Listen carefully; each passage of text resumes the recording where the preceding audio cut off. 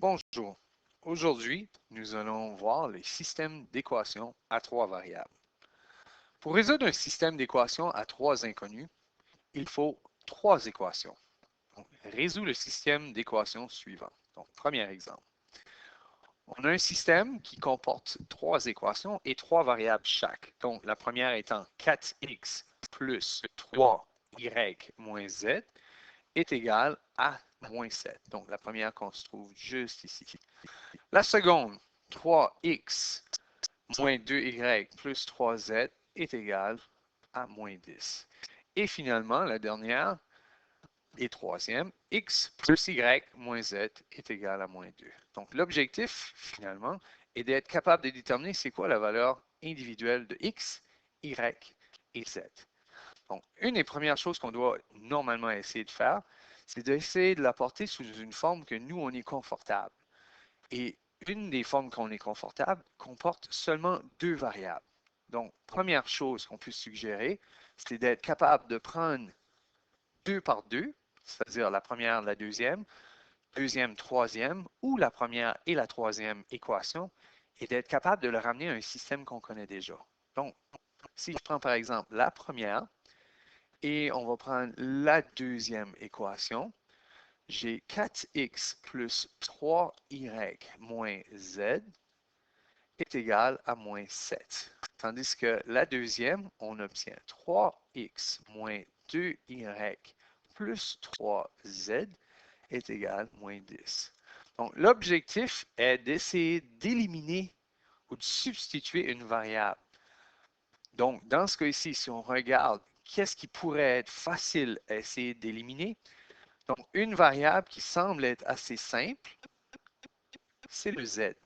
Le z est déjà de signe opposé et on peut facilement avoir la même quantité. Donc, notez qu'on pourrait faire la même chose pour le y ou le x, mais c'est un choix. Donc, finalement, on prend celui-là qu'on préfère. Donc, si je veux essayer d'éliminer les z, j'ai déjà plus 3z, mais j'ai moins un z. Donc, ce que je vais faire, je vais prendre la première équation, mais je vais la multiplier par 3. Tandis que la deuxième, je n'y touche pas. Donc, finalement, ce que je fais avec mon système, je l'apporte de ce côté-ci. La première, je multiplie tout le monde par 3, c'est-à-dire 4 fois 3, 12x, plus 3 fois 3, 9y, moins 3z est égal, il ne faut pas oublier de multiplier le moins 7 également, donc moins 21. Deuxième, on a dit qu'on ne lui touche pas, on le laisse tel quel, donc c'est 3x moins 2y plus 3z et c'est égal à moins 10. Qu'est-ce que je fais avec? Je fais l'élimination, c'est-à-dire je vais l'additionner ensemble. Qu'est-ce qui arrive lorsqu'on additionne plus 3z moins 3z? Il s'élimine exactement comme qu'on le veut. Donc, 12x plus 3x nous donne un total de 15x. 9y moins 2y donne un total de 7y. Et ensuite, moins 21 moins 10 pour un grand total de moins 31. Donc, ce qui signifie que j'ai une nouvelle équation. C'est ça qu'on va appeler la quatrième équation. Quatrième équation, 15x plus 7y est égal à moins 31. Donc, on l'a fait une fois. Maintenant qu'on l'a fait une fois, si on est capable de reproduire le même type de patron, c'est-à-dire d'essayer d'éliminer encore une fois la même variable dans une autre paire, on devrait être capable de finaliser. Donc, là, on a vraiment un choix. On a déjà pris 1 et 2. On peut prendre 1 et 3, ou il nous reste encore la combinaison 2 et 3. Donc, c'est vraiment notre choix. Mais à ce moment-là, si je regarde qu'est-ce que j'ai dans les deux, je peux facilement voir que le Z pourrait être très, très facile à éliminer en utilisant la 1 et la 3. Mais il y en a une des deux qui doit être négative. Donc, qu'est-ce que je vais faire cette fois-ci? Je vais utiliser justement la 1 et la 3, mais la 1, je vais lui donner. D'ailleurs, je vais juste faire ceci. Donc, j'ai choisi de prendre celle-ci. Je prends la 1 et la 3. Donc, les Z, justement, sont ceux que je veux éliminer. Je choisis qui je veux qui devienne le signe opposé. Je vais prendre la troisième comme étant le signe opposé. Donc, la première, je la laisse telle qu'elle. La troisième équation, je multiplie par moins 1. En multipliant par moins 1, ben, la première n'est pas affectée, donc je la réécris seulement. J'obtiens 4x plus 3y moins z est égal à moins 7. La troisième multipliée par moins 1, donc tous les signes deviennent opposés.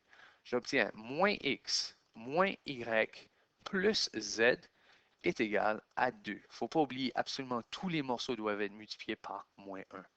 Donc, lorsque je fais la somme, on peut voir tout de suite encore une fois, plus z moins z, ça donne 0. Par contre, 4x moins x donne un total de 3x. 3y moins 1y donne plus 2y. Et ça donne un grand total de moins 5. Ceci devient ma nouvelle équation, ma cinquième équation. Maintenant, qu'est-ce que je fais avec ces deux-là? Si vous regardez bien, qu'est-ce qu'on obtient dans les deux? On a maintenant quelque chose qui est quand même assez familier. C'est exactement la même sorte de situation que lorsqu'on a deux variables et deux équations. Donc, que fait-on avec les deux? La même chose que d'habitude. Est-ce qu'on veut substituer, éliminer ou est-ce qu'on veut faire une comparaison? Donc, dans une situation comme celle-ci, on a un 15x et on a un 3x. Donc, si on voulait éliminer une variable, elle se ferait quand même assez bien. Tandis que le y, 7y plus 2y, donc ça n'est pas nécessairement aussi facile. Donc, qu'est-ce qu'on va faire? On va essayer d'éliminer cette fois-ci la variable x. Encore une fois, on pourrait faire une substitution, mais les deux équations ne s'y prêtent pas aussi facilement. Donc, qu'est-ce que je fais? Ben, je fais le même principe que tout à l'heure. J'essaie d'éliminer. On veut éliminer. Et je viens de mentionner qu'on veut éliminer les x. Je pourrais faire la même chose pour y aussi. C'est vraiment mon choix. Donc, je veux vraiment essayer d'éliminer les x. J'ai déjà 15x dans la première. Donc, la quatrième, c'est-à-dire la quatrième équation, on a déjà 15x. Je vais l'utiliser telle qu'elle. Je ne la modifie pas. Par contre, dans la cinquième équation, j'ai un 3x. Je veux qu'il devienne la même quantité que le 15x, mais de signe opposé. Donc, finalement, ça devient une cinquième équation. Si je la multiplie par, justement, moins 5, je devrais obtenir la même quantité, mais de signe opposé. Non, pas je devrais, je vais. Donc, finalement, la quatrième, c'est 15x plus 7y qui est égal à moins 31. La cinquième multipliée par moins 5 devient moins 15x moins 6y est égal à moins 5 fois, oh, excusez, whoop, on recule un peu, juste ici. Donc, on multiplie par moins 5 et non moins 3 que je crois que j'étais en train de faire. Donc, 3 fois moins 5 moins 15x, ça va. 2 fois moins 5 moins 10y et c'est égal à moins 5 fois moins 5, 25. Désolé pour l'erreur. Maintenant, on additionne comme qu'on fait d'habitude. On veut que ça s'annule et c'est exactement ce qui se produit. Moins 10y plus 7y donne un total de moins 3y. Et moins 31 plus 25 donne un total de moins 6. Donc finalement, en divisant par moins 3, on obtient que y est égal à 2. Bon, on a la première des possibilités des réponses. On a trouvé un y. Maintenant, il nous reste à déterminer c'est quoi les valeurs du x et du z. Bon, là, j'ai le choix. Qui je veux remplacer? J'ai l'option du 4 et du 5.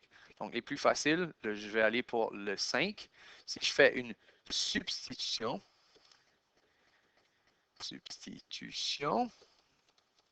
on n'a que 3x plus 2 fois 2 qu'on vient de trouver est égal à moins 5. 3x plus 4 est égal à moins 5.